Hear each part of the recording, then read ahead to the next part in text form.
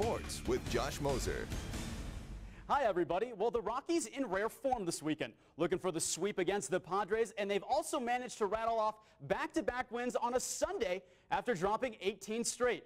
So the Rockies hoping that their good fortune will continue as we see a beautiful shot of San Diego Bay. We start in the third. San Diego already up 1-0, and it's the new Padre, Jeremy Hermida, bringing around two more. San Diego takes an early 3-0 lead. Now top four, Dexter Fowler at the dish. Matt Latos leaves one out over the middle of the plate, and Fowler takes the pitch deep into the gap in right center field. The speedster is going to turn this one into a club best 15th triple of the season.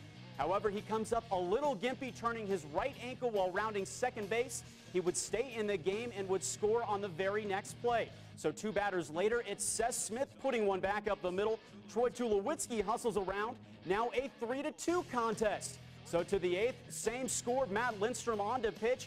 And Will Venable takes this one to the wall in right center field with the bases loaded. That brings everybody around.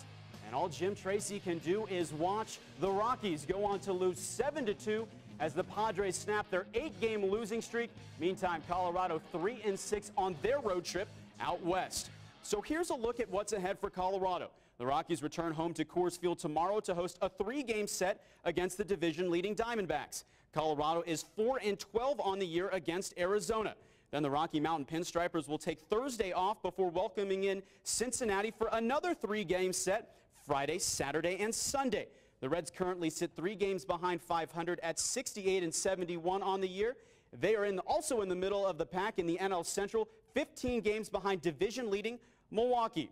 So in case you were wondering, here's where the Rockies stand out in the NL West as of this afternoon. They're currently 13 back of Arizona. Again, they will start a 3-game set against the Diamondbacks beginning tomorrow at Coors Field. But keep a watchful eye on the top of the division. Reigning World Series champs, the San Francisco Giants, inching closer to Arizona. So these next 3 games, very important for Steve Garvey's club here in Colorado over the next few days. So now that we've got the Rockies covered, we have to talk Broncos. The 53-man roster is now complete for Week 1, but today a very busy day in the front office. The coaches beginning to sign players off of waivers and assemble their practice squad. So here is the latest news. Quarterback Adam Weber and defensive end Jeremy Beal will be designated to the practice squad after being released by the team yesterday. Jeremiah Johnson, the former Oregon Duck, gets the nod over former USC standout C.J. Gable at running back. Wideouts DeAndre Goodwin and Aaron Wiley also make the practice squad, along with Adam Grand, Austin Sylvester, and safety Kyle McCarthy. Now play continuing in Flushing, New York today at the Billie Jean King Tennis Center. Third-round men's singles action at this year's U.S. Open.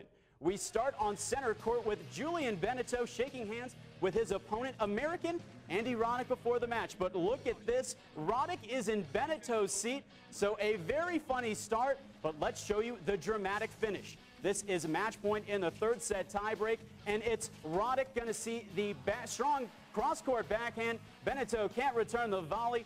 Roddick wins in straight sets 1-4 and 6.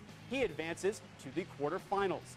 And the other match on center court today, pitting Juan Ignacio Chela against American Donald Young. We start with Young on to serve, already up a break in the first, and we'll see a strong forehand to set up the beautiful overhead right here.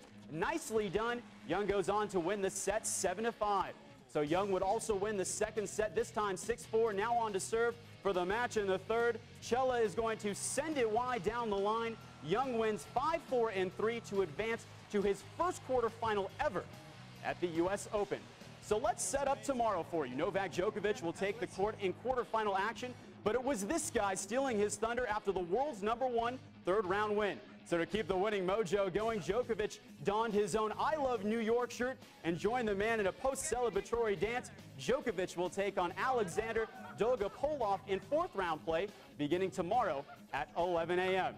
So a lot of fun out at the U.S. Open, and one final note for you NASCAR fans. The Auto Parts 500 rained out this evening in Atlanta, and that has been postponed to Tuesday morning.